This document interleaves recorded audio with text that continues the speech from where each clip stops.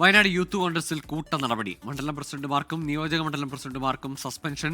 സംഘടനാ രംഗത്ത് നിർജീവം എന്നാരോപിച്ചാണ് നടപടി. 2 മണ്ഡലം പ്രസിഡന്റുമാരെയും നിയോജക മണ്ഡലം ഭാരവാഹികളെയും സസ്പെൻഡ് ചെയ്തു. സുർജിത്ത് അയ്യപ്പത്തുണ്ട് വിശദാംശങ്ങളുമായി. സുർജിത്ത്, നേരത്തെ സംസ്ഥാന നേതൃത്വത്തിനെതിരെ ഈ മുണ്ടക്കൈ ചൂരൽമല ഫണ്ടുമായി ബന്ധപ്പെട്ട് വലിയ വിമർശനം ഈ ജില്ലാ ക്യാമ്പിൽ ഉയർന്നതാണല്ലോ.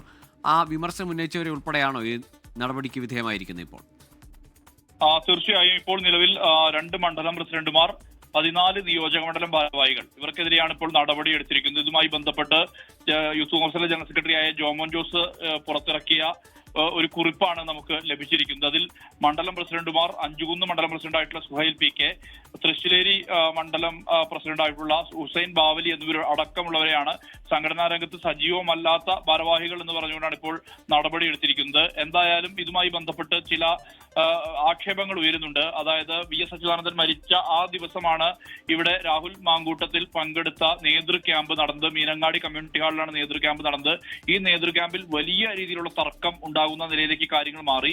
പ്രത്യേകിച്ച് ഈ ചൂരൽമല മുണ്ടക്കൈ ഫണ്ടുമായി ബന്ധപ്പെട്ടുള്ള വിഷയങ്ങളാണ് ചർച്ചയ്ക്ക് വന്നത്. ഈ ചർച്ചയുമായി ബന്ധപ്പെട്ട് ചില മണ്ഡലം ഭാരവാഹികൾ, നിയോജക മണ്ഡലം ഭാരവാഹികൾ കമ്മിറ്റി നിർദ്ദേശിച്ച, സംസ്ഥാന ഘടകം നിർദ്ദേശിച്ച തുക നൽകിയില്ല എന്നതുൾപ്പെടെയുള്ള ആക്ഷേപമാണ് ഉന്നയിച്ചത്.